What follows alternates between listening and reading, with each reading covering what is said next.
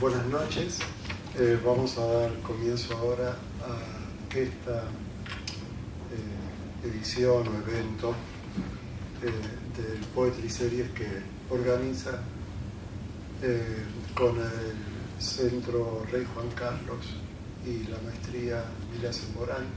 Lila Semboray no puede asistir hoy, yo la reemplazo, digamos, en este momento porque tenía otro evento en la Universidad de Columbia. Ella se disculpa ante Guadalupe y Gerardo por no estar, y también ante ustedes. Y yo no puedo decir todo lo que iba a decir ella, naturalmente, ¿no?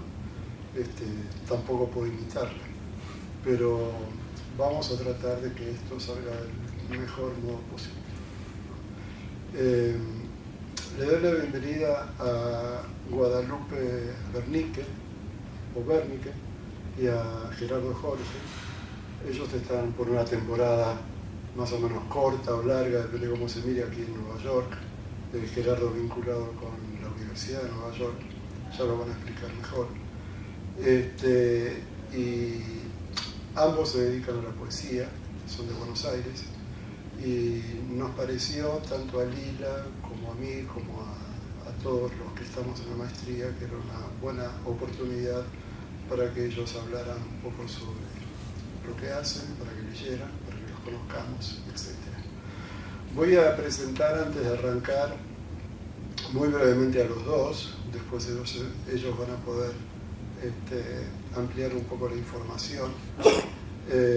Guadalupe Bernique nació en Buenos Aires, es licenciada en Sociología por la Universidad de Buenos Aires y hace más de 10 años que coordina talleres de escritura creativa. Publicó, entre otros libros, los siguientes títulos: Con dibujos de la Virgen Negra en el 2013 y El Proyecto Olímpico por Editorial Bajo la Luna en 2016. Por otra parte, prologó y preparó la edición de los poemas chinos traducidos por Juan L. Ortiz para la editorial La Vieja Reina, de cuyo consejo editor formó parte en 2010. Y también poemas suyos han sido traducidos al alemán y al inglés. Por su parte, Gerardo Jorge nació también en Buenos Aires. Es doctor en literatura por la Universidad de Buenos Aires y actualmente es visiting scholar en la Universidad de Nueva York con una beca Fulbright. Gerardo es poeta, editor, docente, traductor e investigador. Tanto docencia como edición, traducción, investigación y, por supuesto, escritura están vinculadas con la poesía. Publicó El Hiperbaton por Editorial Sparial Getty en 2011 y Visión de las Ciudades por Mansalva en 2014. Estos dos títulos también en Buenos Aires. Visión de las Ciudades, el libro de 2014, obtuvo la Lira de Plata y la mención Municipalidad de Cuenca en 2015 en el Festival de la Lira en Ecuador. Ha traducido a John Cage, Marta Rosler y Augusto de Campos, entre otros poetas y artistas. Tuvo a su cargo ediciones de poemas y escritos de Ricardo Carreira y Leónidas Lamborghini. Participó en varios festivales internacionales. Algunos poemas suyos se tradujeron al alemán y al inglés. Por otra parte, también es profesor adjunto de Poesía Universal en la licenciatura en Artes de la Escritura de la Universidad Nacional de las Artes, UNA, en Buenos Aires, donde trabaja junto al poeta Arturo Carrera. Y es docente también del Centro de Investigaciones Artísticas, CIA, que dirige Roberto Jacobi en la misma ciudad. En 2014, Gerardo crea N Direcciones, que es una editorial de poesía, de traducciones y de libros de artistas, con más de 20 títulos publicados hasta ahora. Con esto cerramos las presentaciones, la información vinculada con las cosas publicadas y lo que hacen Guadalupe y Gerardo. Y ahora lo que yo había pensado es que comencemos un poco, que ellos comiencen a leer un poco qué es lo que hacen, después vamos a hacer unas preguntas, después van a seguir leyendo, después va a haber otras preguntas si ustedes quieren hacerlas, de manera de completar como un panorama de la velada y de los invitados. y para que ellos también nos conozcan a nosotros, naturalmente. Y después también confío en que quedará tiempo para que Gerardo y también Guadalupe hablen un poco sobre este proyecto de N Direcciones, que es una editorial muy interesante, muy heterogénea en el buen sentido de la palabra y con una propuesta material y visual sumamente notoria e impactante. Así que yo le daría la palabra a Guadalupe primero para que hable un poco sobre lo que va a leer y después lea y después le va a seguir. Y bueno, yo voy a leer una serie de poemas del libro El Proyecto Olímpico, que es un libro producto de una investigación acerca de un abuelo que fue efectivamente atleta olímpico, de una prueba medio rara, que es el decatlón, que es en el atletismo una prueba que incluye a su vez 10 pruebas. Y el libro empezó siendo 10 poemas, uno por cada prueba, y después se fue deformando, pero básicamente es un libro que después también lo atravesé un poco a través del cuerpo y la danza, y después terminó con la forma que tiene hoy en día. Sigue la carrera cuando el cuerpo se distiende y busca recuperar el potasio perdido en la energía que cada músculo tomó del aire. Pliego como papel el cuerpo en dos, las manos largan el peso del tronco en los muslos. Respiro mirando el suelo, la arena ladrillosa sube por los gemelos y se pega a las astillas de sudor que hay en mi cara. Más tiempo que la carrera, tal vez el doble, tarda la garganta en recobrar un flujo propio. Pero me detengo apenas 5 o 6 segundos, después camino mirando hacia adelante, nunca hacia el lugar de donde vengo. Camino y respiro con el cerebro vacío. Sin aire, una esponja, alguien me da agua. Muchas veces llora el ojo mientras se recupera, como si velara al que era antes de salir, antes de que suene el disparo.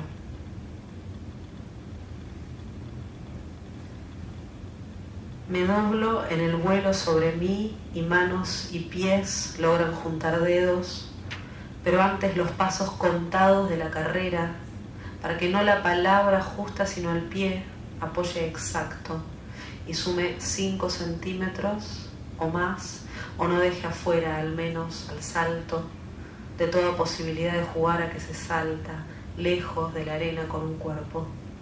Los brazos propulsan y cuelgan piernas andando en falso sobre el aire. Un molino en crecimiento hacia adentro. El músculo levita como un ángel que baila durante el rito de su coronación. Escribo poco. Escribo con la fuerza que contrae el antebrazo en una curva. Escribo y los pies se elevan con el polvo de sus alas. El resto del cuerpo hecho tierra. Escribo cuando canto, cuando escucho a sus marcas. Pero escribir no es correr o rotar un tronco en una colchoneta. La escritura se expande en un tornado, abre las manos como letras y arma la frase sin saber qué logra decir en la palabra cuerpo. Una vez olvidé que era yo la que corría. Empezaron a correr los cuádriceps, las plantas de los pies, el abdomen, el centro del pecho, los músculos enteros de los brazos, la cabeza. Tuve que comprarme zapatillas con clavos. El diccionario del deporte abría un espacio sin fractura. El cuerpo de piel, el cuerpo duele cuando se quema. Puede más, siempre algo más detrás de la corteza y logra estirarse, logra desaparecer. Los brazos de membrillo abren los poros al sol, reman, tosen.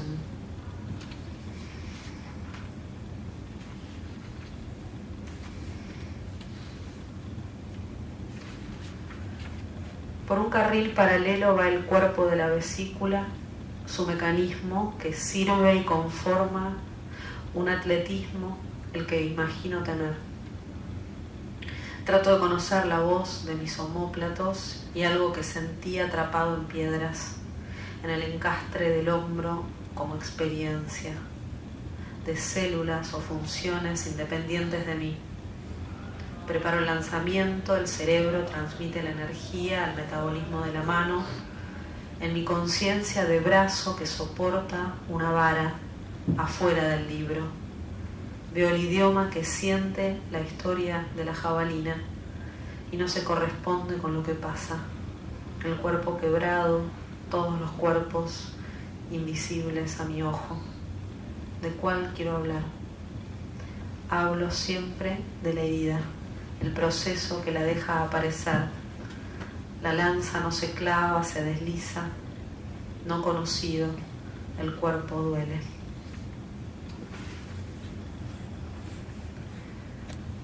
La piel de atrás de las rodillas, la piel que se hunde entre los dedos de los pies, la piel de la ingle, la tela que se quema y eriza, estruja, expande, brota, enciende, empalidece, hace crecer caminos de venas y manchas, relieves rugosos, cicatrices, marcas, subrayados, pus, grietas.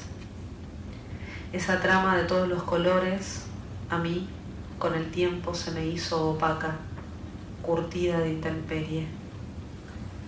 Entrenar en otoño o invierno envuelta en la niebla de la mañana, el río drena hacia arriba los sobrantes y se hunde en un cuerpo que corre. Se pega a las cosas o flota, espera su presa. 7 a.m., yema de huevo crudo batida con tenedor, jogging, tren, trote liviano hasta el campo. Una vez ahí, elongación, repiqueteo, trote intenso, 1500 metros de agüita de noche sobre la piel. Una capa blanda y dura, como una sábana vieja en un tender, olvidada en el balcón bajo la lluvia.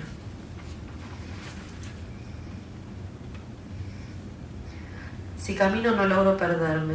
En cambio, acostada, mi cuerpo desfila al lado mío y me lo muestra desarmado. Ramas a punto de encenderse. Acostada, alguien cerca intenta apuntar con la linterna para mostrar que la piel brilla sin amenazas. Pero la que corrió queda ahí, pensando en cómo advertir a los demás de las manadas de fuego que crecen como peste en los poros dilatados de un hambre que no llega nunca a la frontera, a la proteína y se desnutre, el pesado toro sin despegar sus labios de la greda.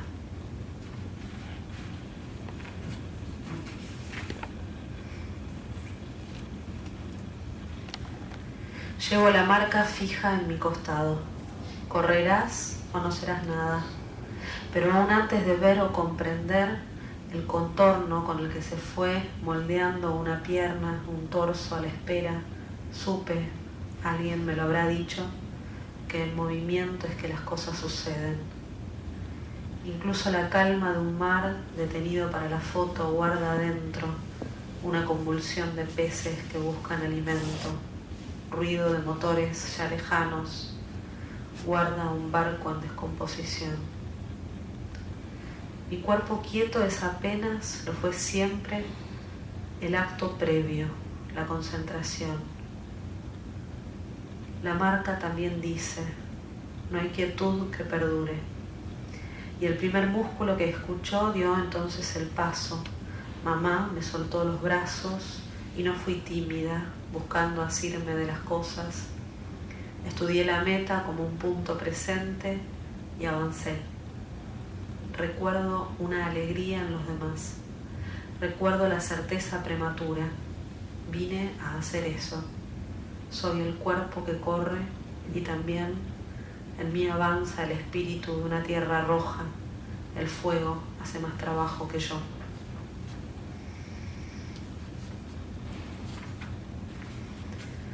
Correr es terca necesidad, avanzo y salto, la pierna izquierda lanzada sobre la valla, la derecha doblada en ángulo recto, No dura el impulso, caigo, vuelvo al salto. Sigo 110 metros, rana, resorte, correr o sonreír. Cruzo la meta y el estadio es un durazno, una electricidad.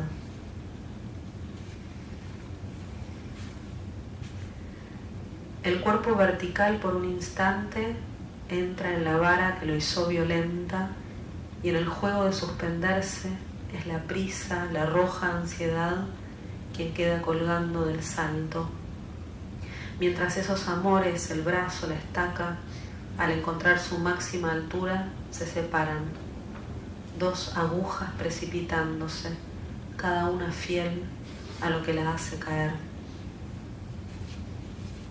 La vida pública y privada de mis aductores, después de una ducha caliente y refregar con la toalla para que se ablande el cemento, estiro un puñado de crema en procesión, baja a las piernas y las ronda, la madeja del músculo se va hilando, pierde el peso de la tarde, de la pista y su impacto. Estoy por acostarme y no camino. De cadera a rodilla tengo un hueco, pero late.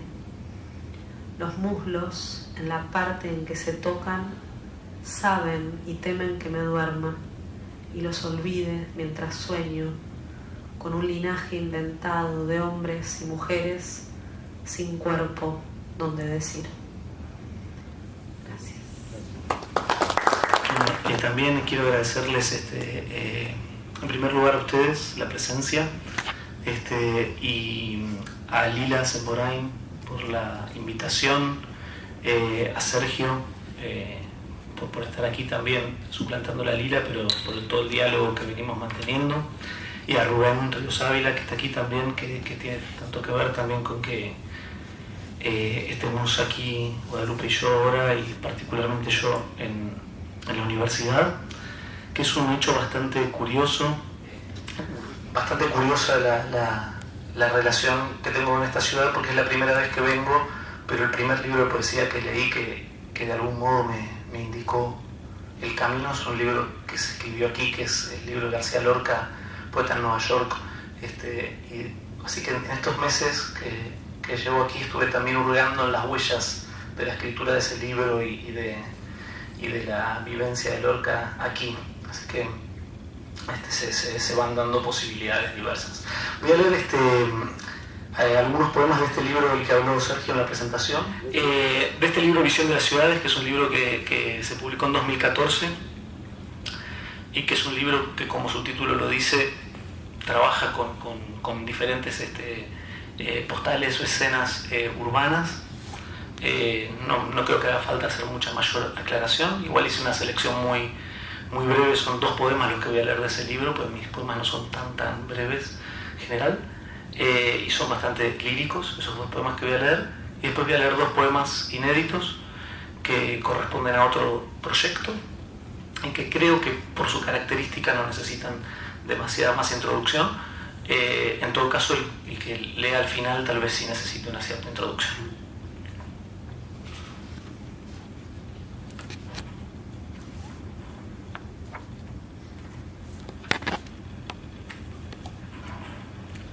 Un idioma lejano. Como quien dice no me molesta, contestando al pasar una pregunta, como si se tratara de algo más, cuando la cuestión es en realidad exactamente lo que le molesta. Otra vez la tarde se va frente a sus ojos y le ofrece postales, información visual conocida que él mezcla con imágenes extrañas y frases sin poder formar un todo. Asistido por máquinas domésticas, se paseó toda la tarde pensativo, asomándose al paisaje por momentos y observando el hormigueo.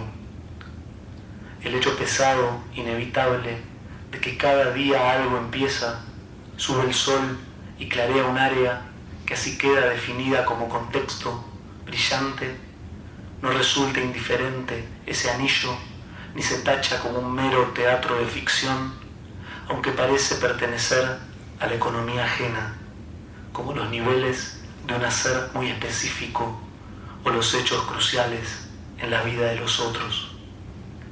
O, cuando está más optimista, es como un idioma lejano del día, destellante y hostil a la vez, dormido en la promesa de aprenderlo.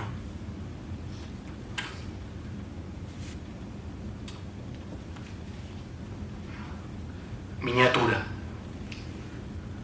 Como quien está frente a una vitrina, miro el río a la noche en la ventana. La cinta de agua lisa con su curva, por donde hace horas que no navega nadie. Los paseos en espejo a los lados, los bancos con sus tachos y su vista, para que las personas vayan y se sienten tranquilas. Arbolitos jóvenes, muy jóvenes, distribuidos simétricamente bajo la luz artificial, arbolitos de troncos delgados, finísimos, alternados con faroles, y las luces del tendido exageradas, flotando como una puntuación. Apenas llega el ruido de un grupo de borrachos que choca botellas y grita en alguna parte. Mirando el parque vacío, las lanchas estacionadas como piezas de una colección, los cercos, los senderos limpios bajo una luz uniforme y amarilla, todo en su lugar, todo reducido a la distancia, busco algo que no puedo encontrar, como si hubiera una presencia que faltara pese a la objetividad de cada cosa, una forma de plenitud esquiva, visible solo en la ruina de lo que hay, pero que borra lo real inclusive en la imagen de un parque capaz de funcionar cada día como tal. Es la ilusión de un tiempo sin objetivo, la ilusión de mirar una ciudad como quien mira una cama. Pienso en un amigo, en sus años, muchos más que los míos, en el edificio casi imperceptible de su trabajo, en el imán mínimo de unos puntos que, aunque siga casi todo alrededor, sostienen algo como un árbol o el rumor de una máquina oscura. En la casa inhabitable que conforman sus palabras, esos versos, y que es, sin embargo, nuestra única morada. Ese poema está dedicado a Arturo Carrera, justamente. Y bueno, esos son los dos poemas que quería leerles de Visión de las Ciudades. Y ahora les voy a leer unos poemas que no leí nunca. El primero se llama Viaje General. ¿Alguna vez entraste a un cuarto donde todos dormían, apilados uno contra el otro, una de esas fiestas que terminan así, una carpa, un refugio de montaña? Lo cruzaste buscando ir a hacer pis y miraste las caras que tienen todos al dormir.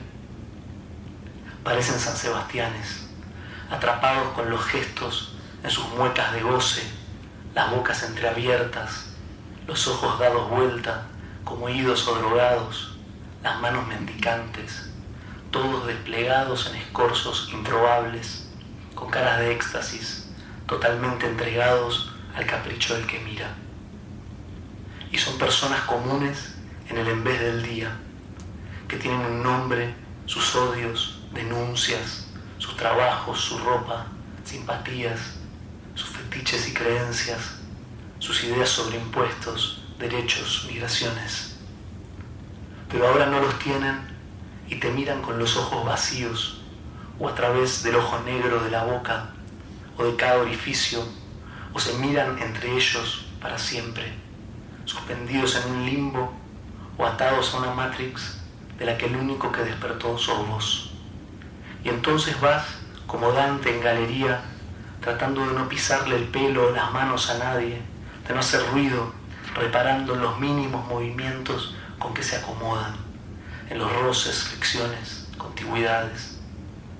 Cómo quedaron pegados dos que se odiaban, cómo incluso dormidos algunos conservan un gesto de ira o rencor, espiando ese más allá, porque parecen muertos, uno al lado del otro, en una especie de fosa común del placer, variopinta montaña de carne, rendidos, sin trabajo, con la ropa corrida o sin ropa, uno al lado del otro, como en viejas camionetas de los 70, viajando al infinito, lanzadas por la ruta, viajando al infinito todos en un único viaje general y cada uno en el suyo, todos inocentes, infantiles, sin controles sobre nada, todo de un cierto color sepia, como se filtra la luz por las rendijas, como si todo pudiera esperar por siempre.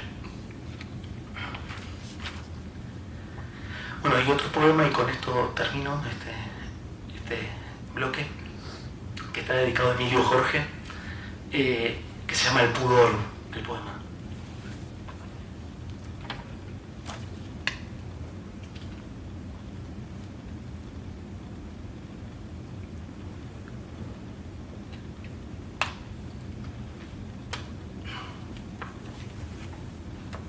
El pudor.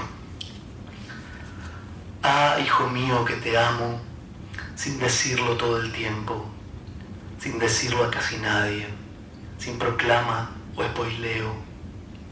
Apenas con la constancia de un grillo, seguro en la noche esperando la mañana en silencio, esperando en silencio el silencio de la mañana para cantar sin destino, muy bajito, para nada. ¿Será menos real esta pasión loca, asesina, como la de los que imitan a sus ídolos o los reemplazan delante de sus espejos, sin ponerse nunca a la luz, y envejecen en la sombra de la vergüenza o el pudor? Veo las fotos de los cientos, miles de bebitos como accesorios en los brazos partidos de sus padres, madres, de sus familias poliparentales, tensos brazos dirigidos, sosteniendo una sonrisa. Los veo aparecer en piletas, en ciudades, los veo aparecer en los brazos de los que sonríen enfáticos. ¿A quién? ¿Para quién son las sonrisas de las fotos, sino para el futuro? ¿Y cómo no matarlas haciendo del futuro una casa tan breve, cercana? Un punto diminuto en el camino, en la montaña, mota de polvo en el ojo o morada última, alta.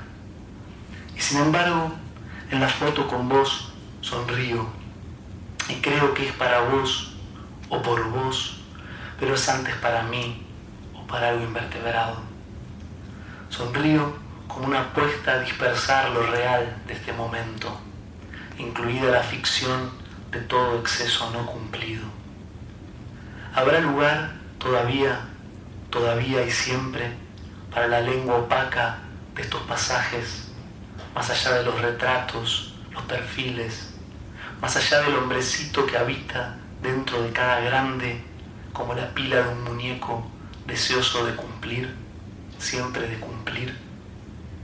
¿Habrá lugar para un tímido apalabrarse a la sombra debajo de los árboles, interrumpido por el resto de los ruidos o por una paloma que descarga por sorpresa su tesoro? Pudor de la foto no mostrada, pudor todavía de la foto mostrada de un momento, en su silencio, en su secreto descontrol interpretable.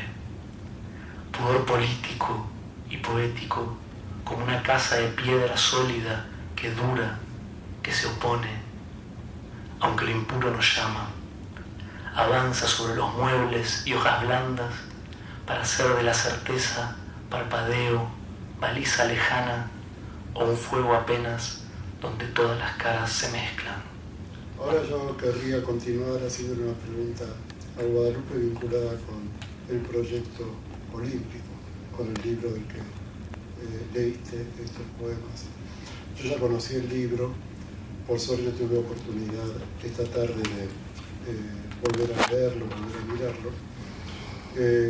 Y una de las cosas que más me llamó la atención mientras lo releía y lo miraba con atención era esa especie de musicalidad líquida que tiene, creo que en parte derivada de esos suaves encabalgamientos que hay por momentos entre verso y verso, no violentos, no fuertes, no disruptivos, y que le dan como una musicalidad muy especial. Tanto es así que en ocasiones me puse a contar las sílabas de algunos versos para ver si coincidían con la cantidad típica de las sílabas adecuadas para la musicalidad estrófica ideal en castellano. Y a veces ocurría, a veces no, a veces hay alejandrinos, a veces hay decasílabos, a veces no los hay, ¿no? Pero no importa, pero esa musicalidad se mantiene.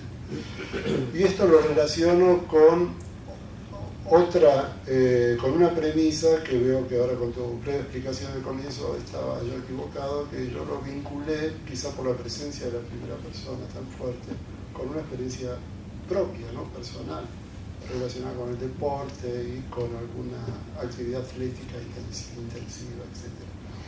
Entonces la pregunta que tengo para hacerte es cómo se produjo esa especie de trasvasamiento entre la subjetividad propia de quien escribe y la experiencia de tu abuelo, ¿no? Que según vos mencionaste, ¿no?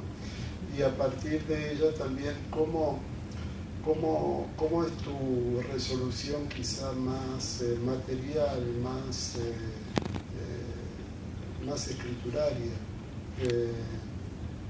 ¿Cuál es tu criterio para cortar una línea y convertirla en algo más breve o más largo de lo que sería?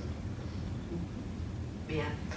Bueno, respondiendo primero a lo primero, fueron estos unos poemas que empezaron siendo escritos en tercera persona. No estaban escritos en primera persona. Después pasaron a primera persona para una persona masculina y finalmente derivaron en la primera femenina, con lo cual parecen adjudicarse al autor, a mí misma, pero no es una experiencia personal, al menos no en esa intensidad. Y ese trasvasamiento se fue dando en el tiempo, por mi propia lectura, por lecturas de otros,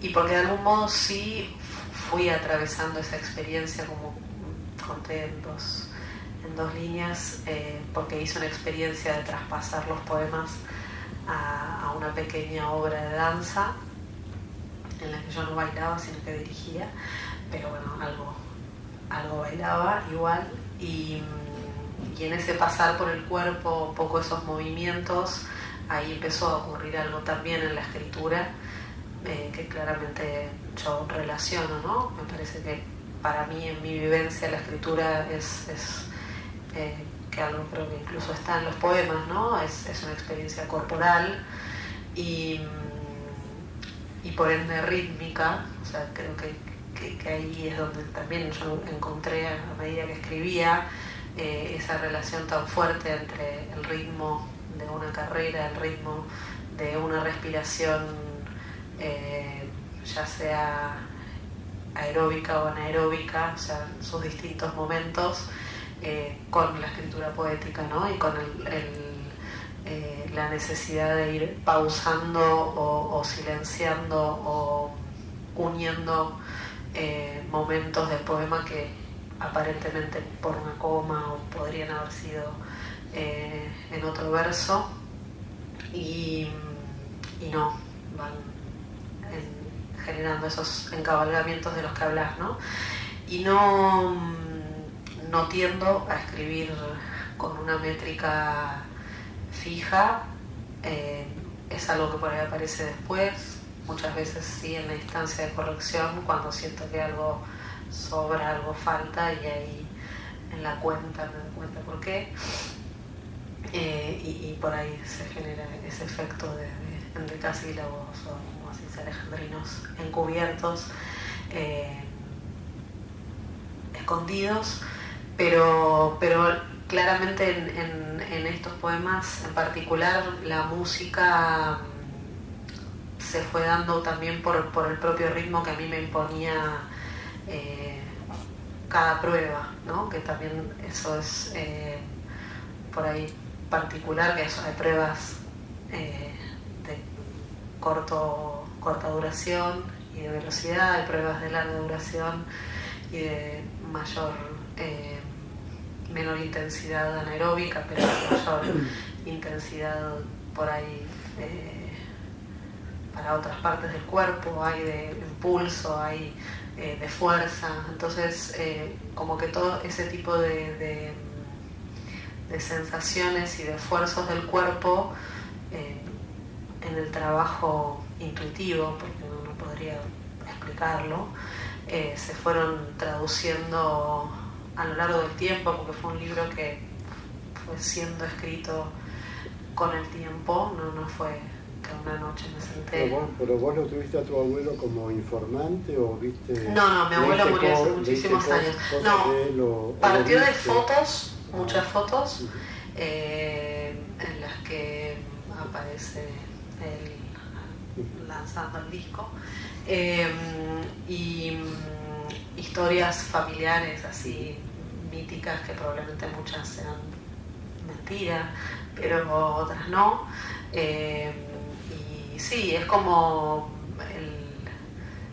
el héroe de la familia, ¿no? Él fue a las Olimpiadas en Londres del 48, entonces bueno, se habla del abuelo olímpico, que aparte llegó del Chaco sin haber nunca hecho atletismo más que correr la vuelta en la escuela, y llegó a Buenos Aires a estudiar educación física, y el primer profesor le dijo: vos tenés que hacer esto, y bueno, lo hizo, y así creo que al año ya estaba en Londres.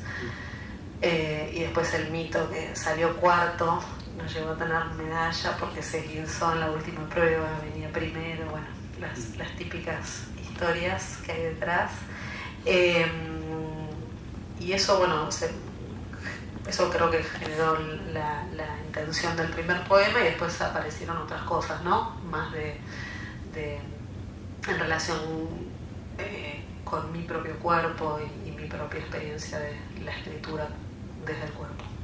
Sí, en relación con eso yo también tenía otra pregunta para hacerte,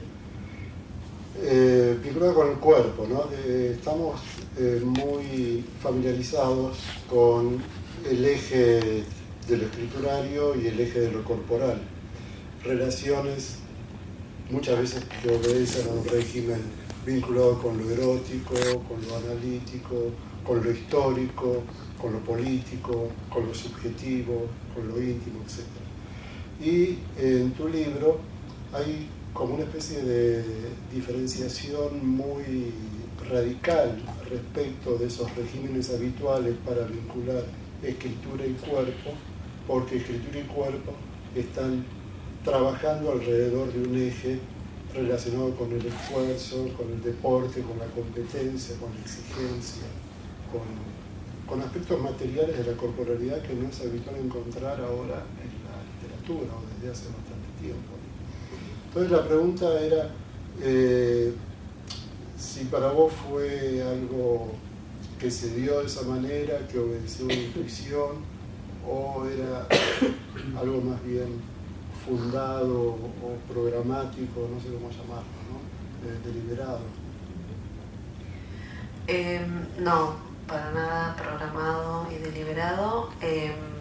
Sí puedo rastrear ciertas lecturas que por ahí, ahora me viene igual solo una a la cabeza, que es Kroll de Bill Temperley, pero de otras escrituras que engarzan por ahí la poesía con este tipo de esfuerzo, como vos llamás, y de trabajo material, anatómico con el cuerpo, pero no, fue puramente intuitivo y ahí sí algo autobiográfico, en el sentido de mi propia relación intensa con lo corpóreo y cómo yo lo vivo en relación a la escritura. Bueno, gracias. Ahora, si les parece, voy a hacer un par de preguntas a Gerardo relacionado con lo que leyó, en relación con visión de las ciudades, ¿no? Que yo constantemente tengo la tendencia a llamarlo la visión de las ciudades, pero por algún motivo que ignoro, vos decidiste que no llevara al título, ¿no? Visión de las ciudades juega entre la primera persona y la tercera persona, ¿no? Son diferentes ciudades que están escenificadas, momentos absolutamente específicos, en general son como momentos muertos, entre comillas, ¿no? Muy escénicos. Hay una mirada que apunta al detalle específico, ¿verdad? Que se niega a lo pintoresco. La pregunta es cómo tramaste esa subjetividad que es muy elocuente en términos de su capacidad de descripción, pero muy neutra cuando quiere expresarse a sí mismo como subjetividad. ¿Cómo tramaste eso para recoger una diversidad de momentos y escenas de diferentes ciudades? También ampliar un poco para explicar cuál es la base material, ¿no? Referencial del libro, será apreciado. Bueno, no, casualmente justo elegí leer dos poemas, uno de los cuales está escrito en primera persona, digamos, ¿no? Pero efectivamente es como minoritario dentro del libro eso. Pero, bueno, los dos poemas que leí a continuación tal vez marcan que me estoy alejando un poco de esa especie de reticencia a la enunciación en primera persona de los poemas.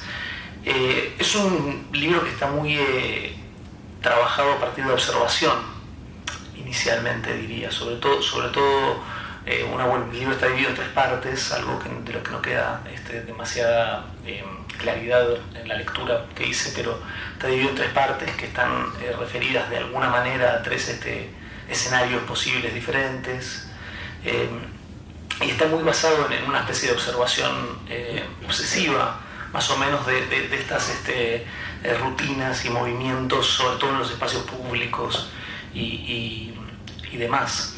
Y que de algún modo cuando surgió el impulso de escribirlo estaba ligado a cierta experiencia de que la ciudad está deviniendo un simulacro de la ciudad, y no una ciudad en el sentido imaginario que nosotros tenemos muchas veces en la cabeza, de qué es un espacio público en una ciudad, etc. O sea que hay como toda una intersección en el libro, por lo menos que la percibo ahora con bastante más distancia, también entre una vocación lírica que aparece bastante contenida y un sustrato más o menos político que tiene que ver con las ideas que están detrás, de algún modo, de cómo construir un paisaje, cómo abordarlo en un poema, para trabajar con una materia, entre paréntesis, para mí tan antipoética como el simulacro, como cómo se canta el simulacro, digamos. O sea que esos son todos problemas que pienso que están ahí en el libro y que definen un poco esta especie de contención de la que vos hablas, que sin embargo, hoy con la distancia, quizás los poemas como con los que me siento más afín, sobre todo para la lectura oral, son los poemas donde esa vocación un poco más personal, podemos llamarla, de enunciación, aparece, ¿no? Como el que leí, este poema dedicado a Arturo que leí, que de algún modo va de la observación, va de lo exterior a algo más meditativo, no se desplaza de lo exterior a lo interior, pero efectivamente es un libro que tal vez también está muy atravesado por ciertas lecturas y por cierto medio ambiente poético en el cual crecí de algún modo,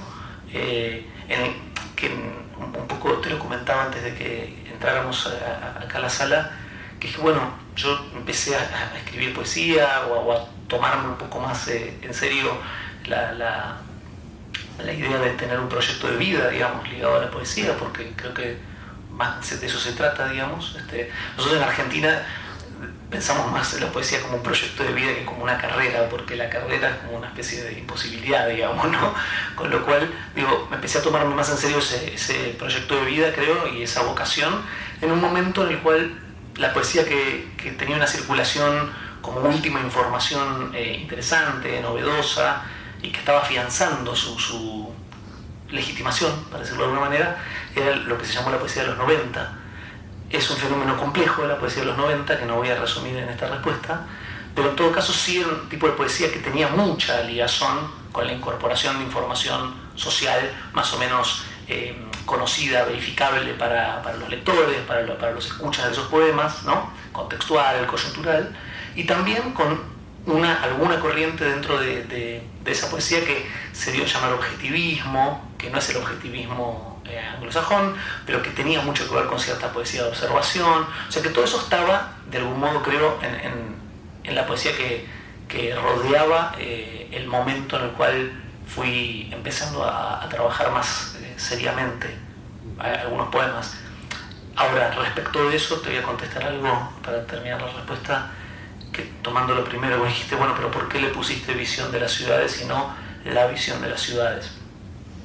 Esto no es una explicación, ¿no? Yo creo que no hay que explicar nada nunca, porque, o sea, Leonidas Lamborghini decía, el que explica es culpable, ¿no? O sea, no hay nada que explicar.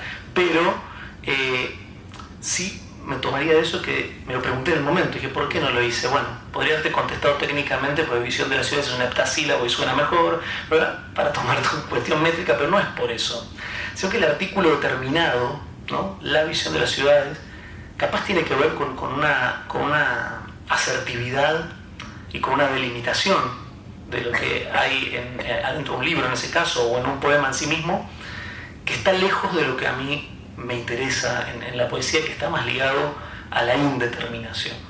Y de algún modo creo que ese interés por lo indeterminado, por las sensaciones, por lo interrogativo en todos los sentidos, por la pregunta, fue algo también de lo que fue definiendo esa relación de cercanía, pero también de alejamiento respecto a esa poesía con la que estaba alrededor mío mientras yo me formaba, que digo, esta poesía más directa, eficaz muchas veces, de los 90, que logró recrear algo que es fundamental para la poesía, que es algún tipo de dinámica poética a su alrededor, de volver la poesía en alguna medida a una comunidad concreta, pero al mismo tiempo me parecía que había devenido rápidamente una retórica muy ligada a esos consensos realistas a veces, o referenciales en algunos casos, y entonces ahí se juega esto de no la, sino sin la, y pensar un poco más cómo se reintroducía algún tipo de extrañamiento o de indeterminación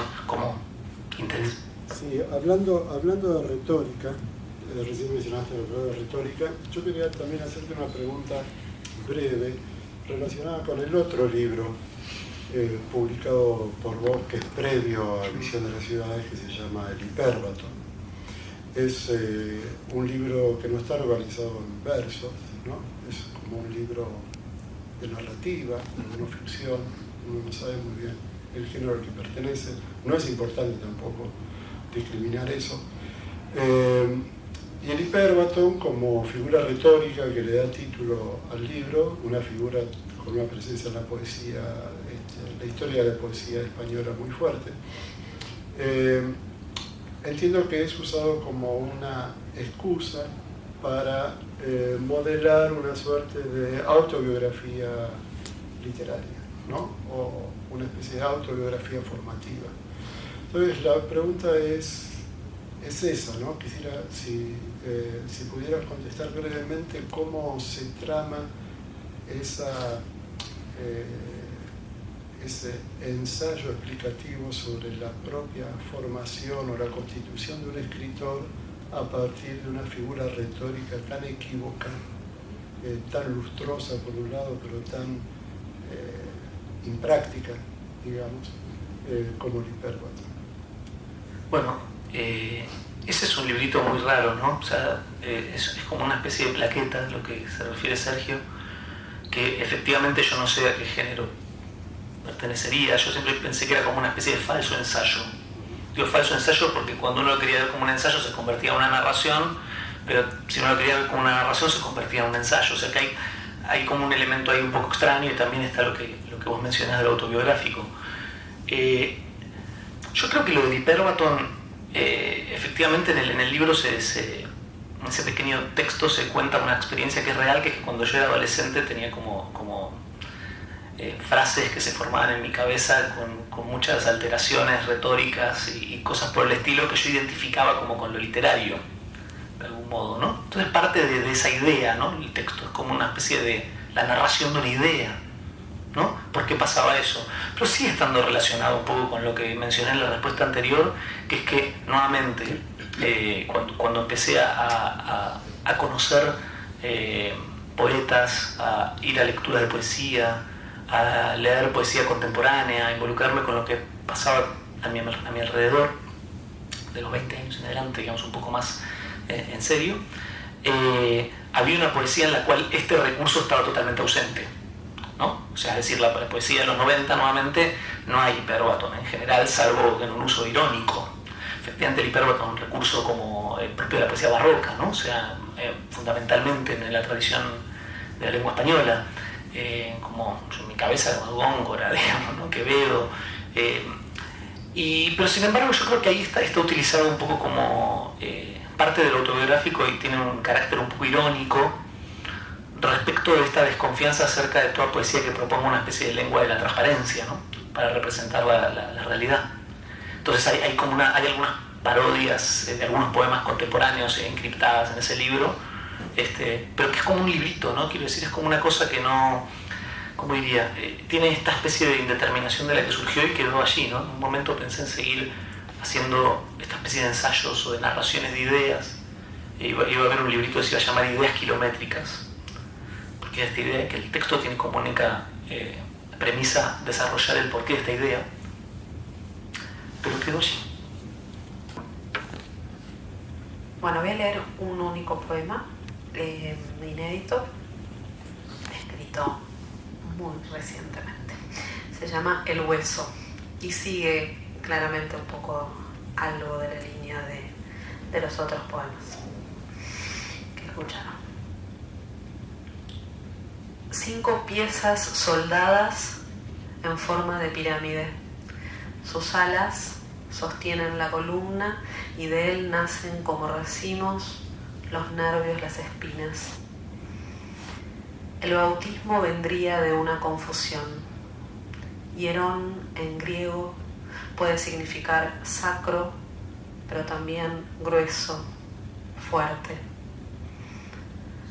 A los 30 días de haber sido gestado, el sacro del feto ya está listo, aunque su consistencia no sea dura como la de mi hueso, que ahora se hincha como una bisagra. El antónimo del verbo soldar, un sacro se desuelda, y el cuerpo es un eco, el eco de su propio cuerpo y del cuerpo que guarda y crece. Podría decir cintura o pelvis, pero la certeza es quirúrgica. El sacro es el único implicado y pienso otra vez en su nombre. Todos los cuerpos mutan, pero todos se parecen en lo que los hace cuerpos.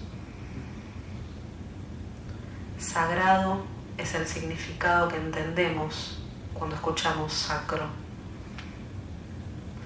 El hueso tendrá que abrirse irrenunciablemente para zanjar el canal de veneración y que el pico de la cabeza corone y a la mujer le nazcan su propio cuerpo nuevo y la niña del cordel. Gracias. Voy a leer un texto que no tiene nada que ver con todo lo que conversamos antes, pero bueno, siempre trabajo los libros como proyectos un poco. O sea, me gusta pensar los libros como arquitecturas y no solo como colecciones de poemas. A veces hay como poemas que van correspondiendo a estos diferentes proyectos y los proyectos se dilatan en su desarrollo. Este poema está ligado a un libro que tiene alguna relación con Visión de las ciudades, en tanto es un libro que partió de trabajar sobre una referencia territorial, que es como un tipo de modelo de poesía que tiene mucha tradición, por supuesto, dentro de la épica también, pero en la lírica misma, y que a mí personalmente me interesa.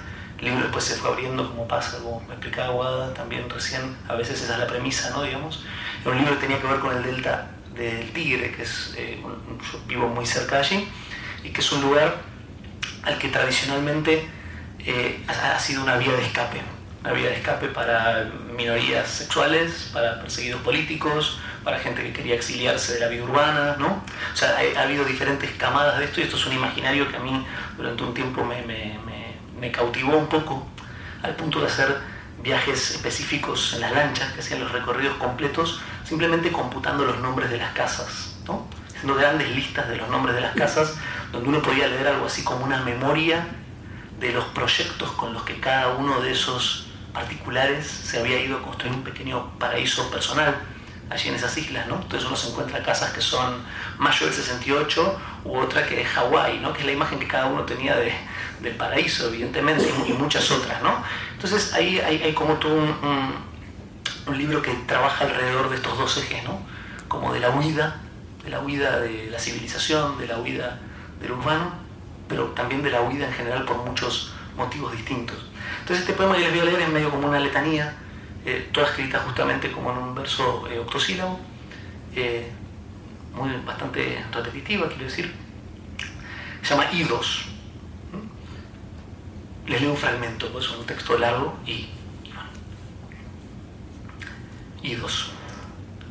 A criar unos pollitos, a bordar las servilletas, a lustrar unas molduras, porque había matado a uno, porque a mí me señalaban, me decían que era puto, porque yo golpeé a mi amigo, me golpearon, me escupieron, me mearon, me escracharon, porque no tenía trabajo, porque no sabía qué hacer, porque era más barato, porque a mí me gusta el verde, escapando de mi esposo, porque no se puede más, para que no me mataran, a plantar nueces pecanas, porque no tenía trabajo, a hacer huevo todo el día, porque acá el día es más largo, a guardarme de los ratis, a mirar pasar los barcos, a esperar que llueva coca, a cuidar perros de nadie.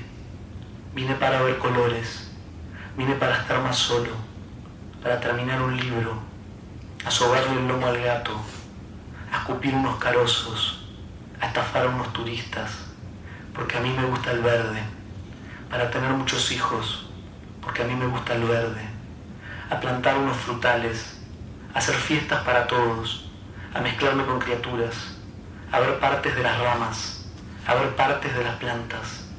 Me dijeron que era hermoso, no tenía dónde ir, necesitaba trabajo, a tirar unas cenizas hasta que el mundo se acabe, a ver loros y calandrias por un mundo sustentable, para estar siempre borracho, porque se ven las estrellas, para estar siempre feliz, porque odio todo esfuerzo, para alimentar los perros, a vivir lejos de todo, porque ya no creo en nada, porque ya no soportaba, no podía soportarlo, porque ya no puedo más, para que nunca me encuentren, porque ya no pienso en nada, no lo sé, no se me ocurre, a volver a creer en algo, igual a lo que imaginaba, porque acá no hay policía, porque acá no hay ambulancias, a decir siempre que sí, a pasar bien el invierno, a quedarme bien guardado, para no escuchar a nadie, a escuchar cantar las aves, a contarle al de al lado, a hacer algo de mi vida. Mi ciudad estaba rota, porque es otra dimensión, porque acá todo se mueve, todo está siempre mezclado, a entregarme a las subidas, porque todo es como oro, porque ese ser que no es muy caro, porque hay casa de mis padres, porque nadie me conoce, porque todos siempre iban para conocer en serio, para olvidar a mis padres, a olvidarme de quién soy, a organizar una orgía, a estirar eso al máximo, a perderme entre todos para el resto de la vida, a perderme en la edad, a perderme entre los otros, a perderme en las lenguas, a perderme en el tacto, a perderme de mí mismo, a pensar en una nube, para ya no ser más yo, a mirar las avionetas, a mirar chorros de nubes, dibujando letras gordas, a mirar excavadoras, para ya no ser más yo, porque el viejo me pegaba, porque todos me pegaron, escapando del trabajo, para tener un trabajo, hacer un experimento, de la vida experimento, cortar leña experimento, la cocina experimento, trabajar experimento, y lavar experimento, a mirar una cocina, a llenar la salamandra, a remar de acá hacia allá, porque acá nadie me mira, porque acá nadie me ve, a perderme entre la mata, porque a mí me gusta el verde, porque ya no creo en nada, a volver a creer en algo. Era lo que imaginaba, es el mundo que soñaba.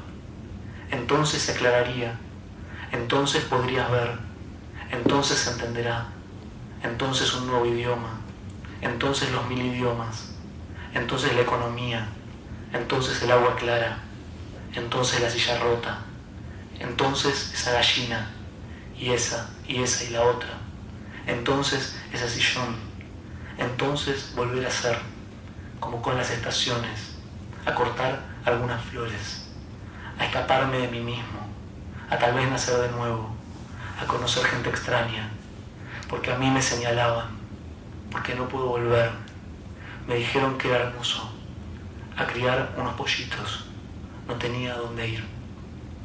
Bueno, es un fragmento de cielo. Gracias. Gracias. Así que los invito a efectuar las preguntas que crean pertinentes o no pertinentes.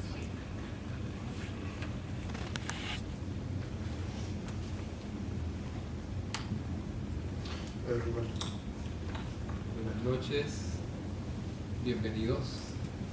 Gracias. Muy contento de que estén acá.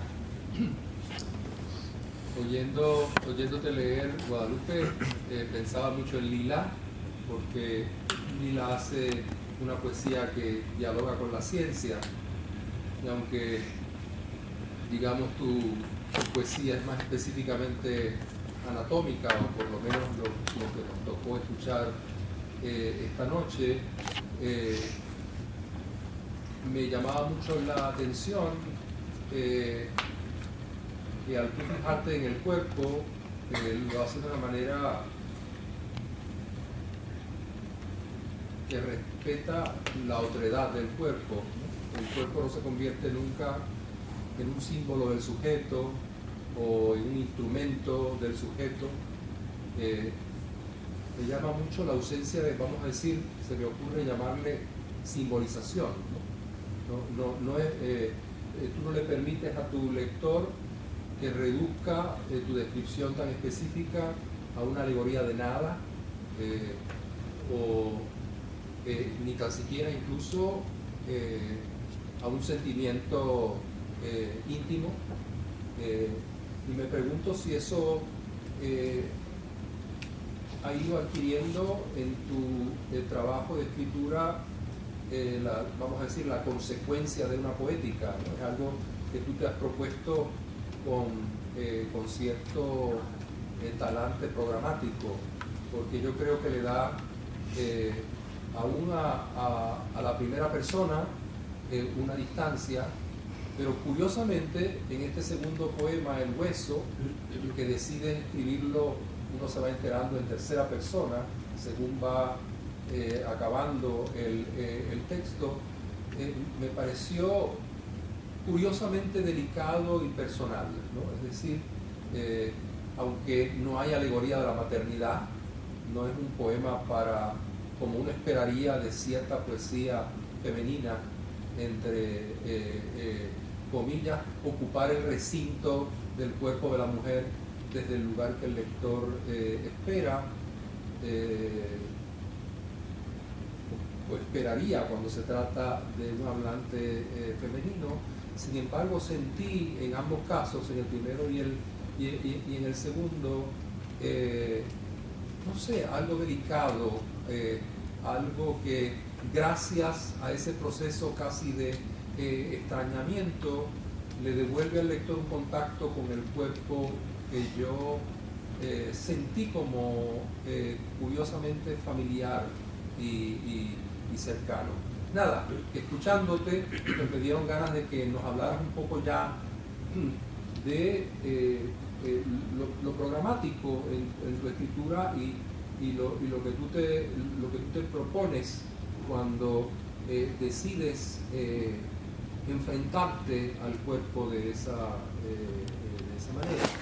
Y en el caso tuyo, Gerardo, quería preguntarte sobre esa anáfora tan extraordinariamente hilvanada en esos octasílabos, que por un lado son muy serenamente armónicos, pero por otro lado, según iba sintiendo esta voz, no siempre tenía la certeza de que estabas hablando de un solo sujeto o de un mismo sujeto.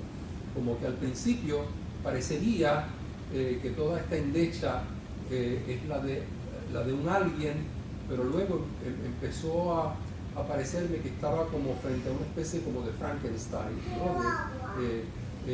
No sé si de más de un sujeto o de un sujeto que no se puede reducir al uno. La única constancia que me pareció lo suficientemente reiterada era esa nostalgia del verde o ese deseo del verde, que lo sentí como en contraposición con la ciudad, no sé. Casi pensé en la alabanza de Aldea y menosprecio de Cortés, que es un recurso tan antiguo de la poesía castellana. Nada, un poco, que hablara sobre la posible unidad del sujeto en esta colección de repeticiones, y en el caso tuyo, Guadalupe, sobre qué programa hay detrás de esta poética del cuerpo. Creo que el único programa es la vivencia propia del cuerpo, que tiene que ver con una vivencia, creo yo, no femenina. De hecho, en el caso de los poemas atléticos, olímpicos, tiene que ver con una vivencia sumamente plástica y visual, pero también orgánica, como de realmente remitirme a esa instancia en la que uno se queda sin aire, ¿no? Y se queda sin aire como sujeto con pulmones y vías respiratorias, que puede ser en distintas instancias, ¿no? En este caso era en una carrera, pero podría ser huyendo de alguien. Entonces, para mí en esa serie fue fundamental remitirme a los músculos principalmente, pero también a todos los órganos. Y sí, creo que se da algo de lo no simbólico, sino de lo claramente concreto. Tal vez por haber intentado por lo menos atravesar, por más que no, sí, todas las pruebas las hice alguna vez. Estaba pensando si Jabalina había lanzado, pero sí. No, disco nunca lancé disco. Y lancé un plato. Pero digo, sí intenté atravesar esos movimientos y desde ahí claramente partía, ¿no? la escritura. Y sí, eso lo sentí, bueno, cuando iba escribiendo, que todos esos movimientos tenían que ver en mí con la escritura, ¿no? Esa cosa que podríamos llamarla metafórica, no necesariamente simbólica, pero sí metafórica, o de comparación, eso sí aparece. Y en el último poema, efectivamente se da eso que notas de que arranca como una supuesta primera y después se empieza a disociar, y creo que tiene que ver con una vivencia también de la maternidad como acto físico y como acto de comunión, como de comunión en el sentido de lo común, no de algo excepcional del cuerpo femenino, sino como algo que nos ocurre, porque nos ocurre también de otras formas. Hubo un fragmento que saqué del poema que hablaba de la enfermedad, de la guerra, del la gordura, del hambre, y porque me parecía que no iba, pero me parece que me interesa pensar esas mutaciones o esas alteraciones del cuerpo en tanto cuerpo, ¿no? Y todo lo que eso genera también en la subjetividad, por supuesto, pero no estrictamente desde lo femenino. No sé si más o menos. Yo tengo una respuesta corta, como quiere Sergio, porque la pregunta lo permite. No hay una unidad de sujeto, ¿no? Te diría que es un poema, leí un fragmento aparte, ¿no? Pues un poema más extenso, pero es como una especie de entonación, digamos, ¿no? Casi como una especie de texto trabajado desde el automatismo, te diría. O sea, donde lo que, con todas las diferentes variantes que el automatismo puede tener, ¿no? O sea, pensemos en Parra, decía que el soliloquio del individuo lo había escrito con el método de la escritura automática. Habría que, no se puede estar allí para saber si eso fue así, pero lo que digo es el automatismo como una asociatividad posible, ¿no? Que hace progresar un texto a partir de algún patrón y de un límite, de una restricción, que en este caso es esta cuestión de los que huyen, ¿no? Los que se van, ¿y para qué? O sea que es más casi como un poema medio combinatorio, ¿no? En el cual obviamente el interés o lo que a mí me interesa ahí no es el ejercicio justamente, simplemente, sino que me interesaba una enunciación justamente más colectiva para responder a tu pregunta, en el sentido de identificar un punto de encuentro posible entre todos estos diferentes niveles motivacionales y recorridos por los cuales las personas huimos y nos trasladamos a otros lugares proyectando cosas que vamos a poder hacer en ellos que no podemos hacer donde estamos, ¿no? O en desplazamientos por necesidad o por placer o por cualquier otro motivo. O sea que me interesaba más como una especie como de enunciación ahí colectiva restringida a esta cuestión de la huida, a este imaginario de la huida. Así. Bueno, quería saber si podía contarnos como esta relación entre lo escénico y lo textual, y, o sea, esta influencia además en lo corporal y lo textual que está de pronto por lo que está la danza, hay esta relación con el cuerpo menos atravesada por cuestiones sociales, tal vez. Sí, si nos podría hablar un poco de eso. Bien. Bueno, sí, lo de lo escénico y esa experiencia que tuve, que bueno, por el que hizo J, no concluyó, nunca lo terminamos de cerrar, al proyecto de bailar algo así como estos poemas. Creo que contaba un poco que eso, a su vez esa experiencia volvió sobre los poemas y hubo reescrituras y fueron reescribiéndose. Y con respecto a lo social,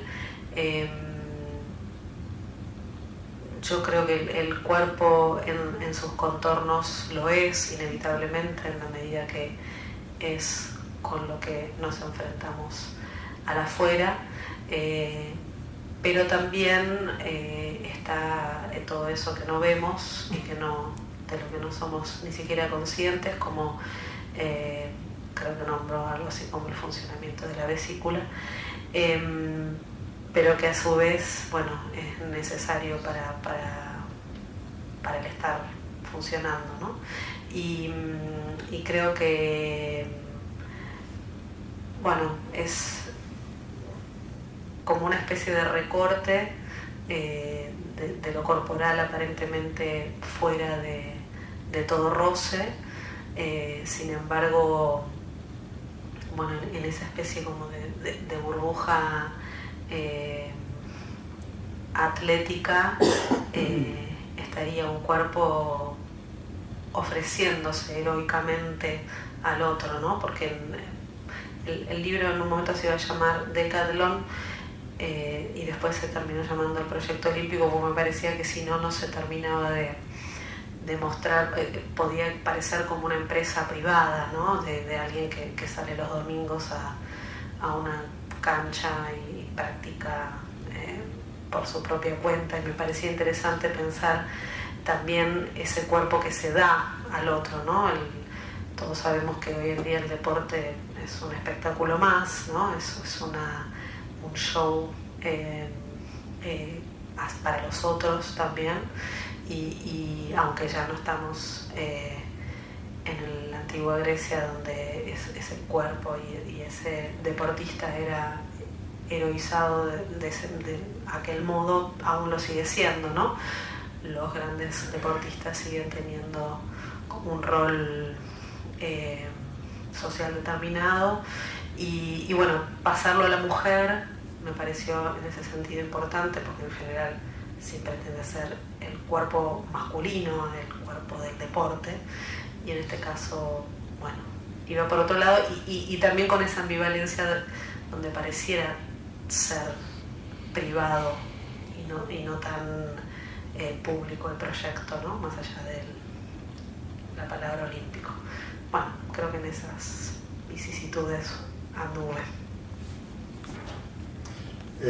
Bien, si no hay más preguntas, yo creo que podemos dar por terminado ahora esta lectura, pero con un agregado.